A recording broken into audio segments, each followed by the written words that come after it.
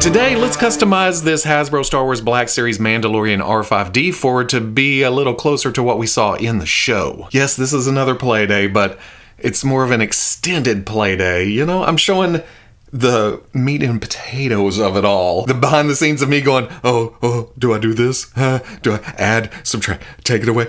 Move? I don't know.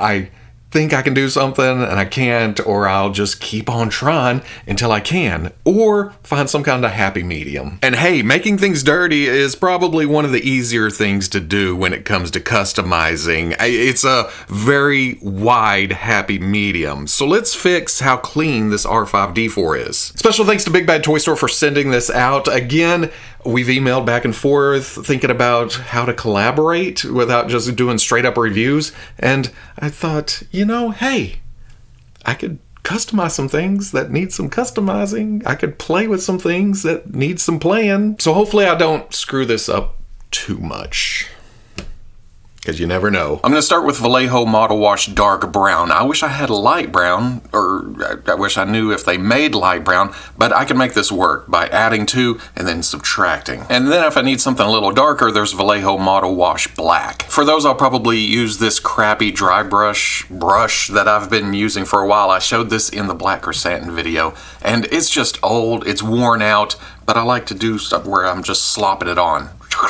But if I need some fine detail, there's always other brushes. This is the other one I had in the Chrysanthemum video that I should probably have thrown away by now, but I just keep finding uses for it. I can't find my sponges, but I do have these cheapy Walmart foam brushes, so I figure if I get too heavy with it or I need something a little more splotchy, I can use this. Either the edge, or I'll snip some off for a flatter edge for some stippling, whatever that's called. And then I may even dip into the Tamiya Weathering Masters. There's soot, there's rust, which should go fairly well with this character. But of course there's oil stain over in this set too, because Astromech's oil stains go hand in hand. Also have a plastic paint palette that I think I also got at Walmart, but you can get these anywhere, any hobby store. And then my best friends, the paper towels. I always have one for wiping stuff off, for cleaning brushes off, whatever. And then I put this down because this Vallejo is very, very thin. If you just slop it on,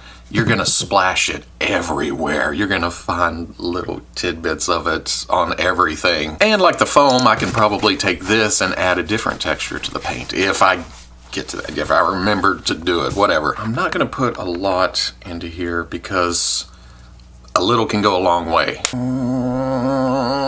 I feel like I should get a lot of it out before I start just... Oh, you know what? Already, I can tell that that's going to bring that orangey color to the body that we saw on R5-D4 in a lot of appearances. Or I can go a little heavier, and maybe I'll just do that. Let that settle in for a bit. Now, I don't do this a lot. Oh, see? I came back over where I put it kind of heavy, and the brush absorbs the paint back up into it, which is good. Again, I'm gonna start light and then build it up. Dabbing, dabbing, happy little dabs. And then if it gets a little heavy, I can brush away with this and go from there. It's gonna end up with some in the foam that I can just take and use in other places to start the back or whatever. Or just add a light film to places I don't want as heavy, like up at the head. What that'll do is blend things together a little bit, because you can see it's already changing the color of the body. I want the head to be slightly different like we see in the movies or the shows, but it won't be a stark contrast from painted parts to plastic parts. This will add just a little itty bitty something to it. Definitely want to go heavier down on the bottom of the treads, the bottom of the feet, and towards the ground, because that's where it picks up dirt the most. Okay, maybe a little doesn't go quite as far as I want it to go because I'm already out of what I squeezed into the palette. Again, I'm just starting out with a quick coverage of everything. You can see, even though I haven't really reloaded my brush, it's still giving it a touch of color up on top a little bit. If I go a little too heavy, since it's acrylic paint, I'm just going to take a wet paper towel and then wipe back at it, and I can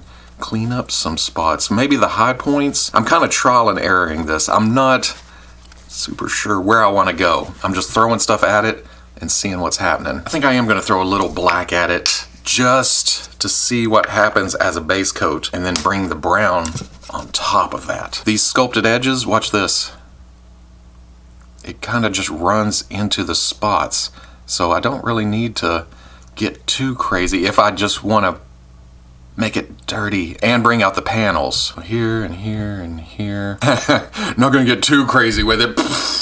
Then I'll dab some of it off with that wet paper towel. It's looking very, very splotchy. Again, I'm gonna go a little heavier down here on the bottom. If you get too heavy, wipe it back off. It's gonna get down into places that you can't wipe out as easily, but see, wiping it back out, it left it down in the grooves, in the edges. Still bringing out some of that detail, even though it's not really a lot of paint. Back's clean. Let's do this. I'll show on a cleaner slate. Mostly just thrown on there. Wipe away, and there you go. See? Didn't quite get in that corner right there. I can just do that. Push it down in there, and then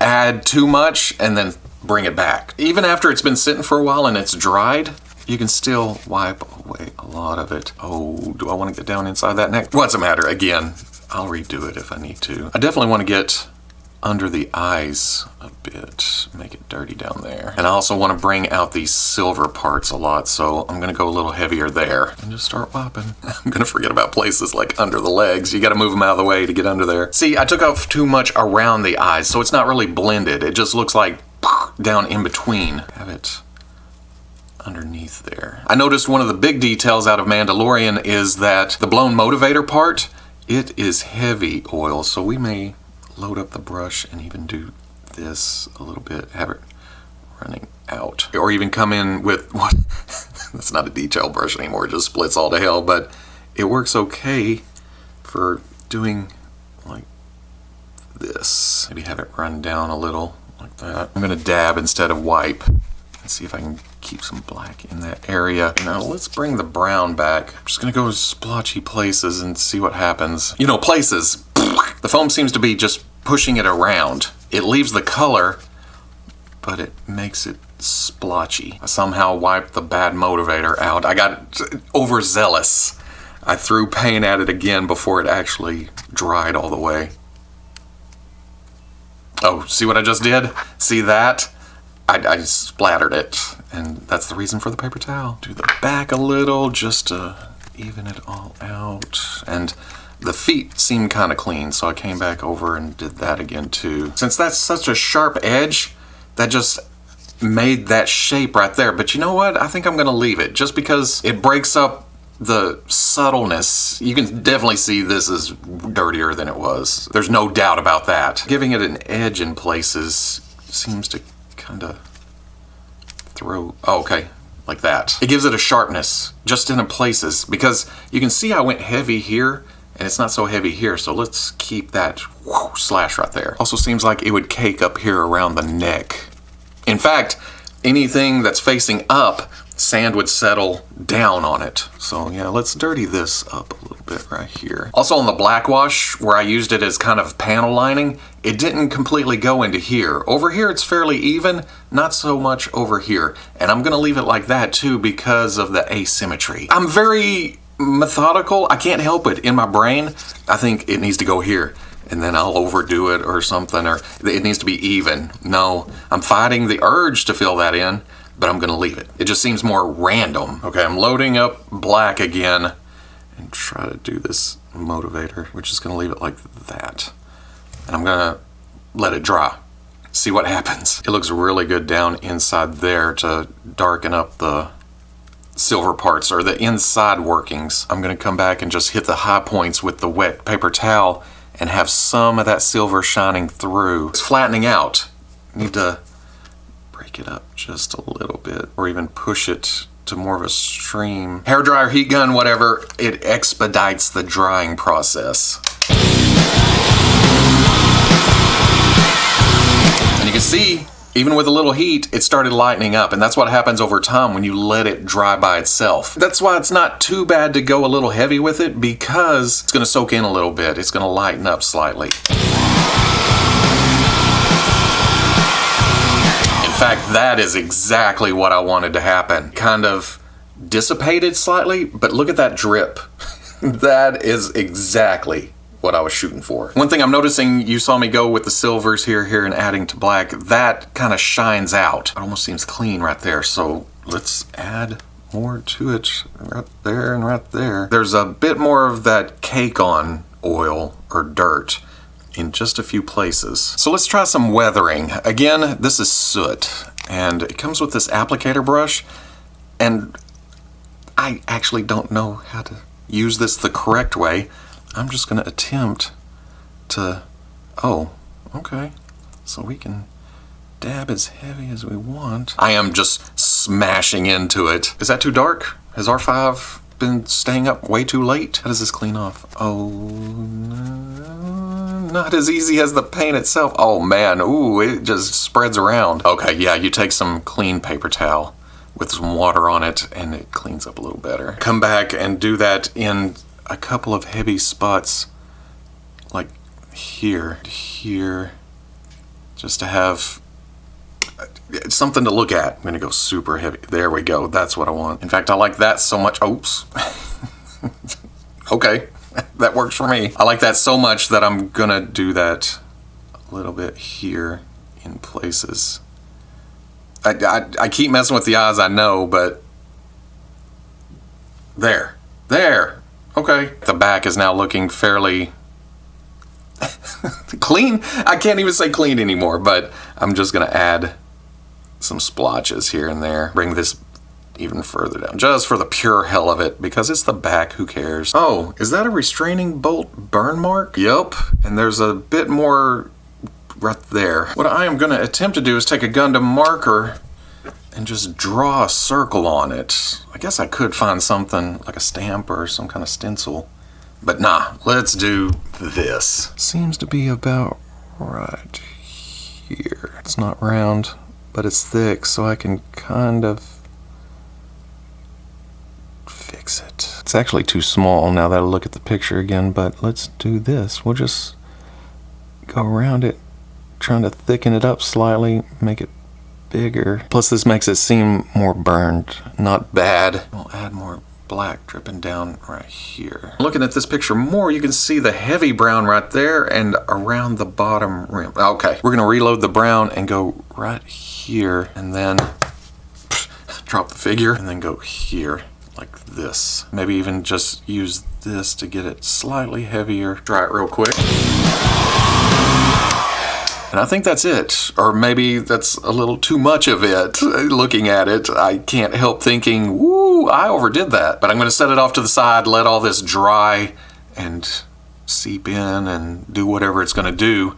And then, oh, now that I have the brown there, I feel like I need more brown back here, but yeah. After letting it sit for a while and then bringing it over to the bright lights big city of the booth, there is more white shining through than I thought. Oh, don't get me wrong, it's definitely dirty.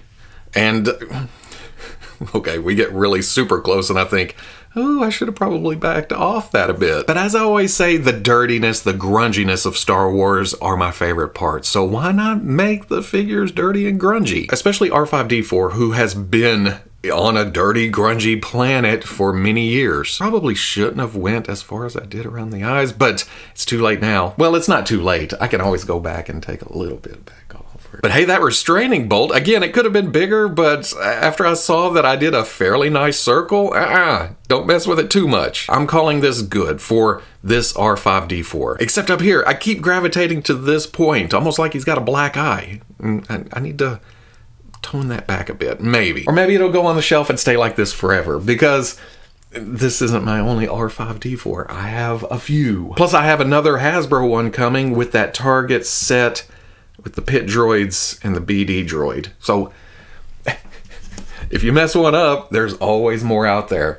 Plus, I got some paint pens that I can take those other R5s and make different astromechs. I need to test out and see how it'll paint over these colors, over the plastic. I also need to, well, I don't know. My first instinct whenever I finish a custom is to spray it with some matte spray to knock down the shine, but it being oily and grease, I don't mind it being shiny in places, but maybe the brown needs dulled down to make it more caked in, more desert-like, more sand-like. So I'm fairly happy, especially since I don't do a lot of washes like that. My usual go-to is to throw down some dark paint and then dry brush to bring up the edges instead of bringing down the crevices. If that makes any sense. I've always been more confident in my swiping ability than my dabbing ability. Anyway, hopefully this was helpful to some of you. If you're looking for R5-D4, the link is in the description to Big Bad Toy Store. Again, special thanks to them for letting me dabble, letting me just throw paint at things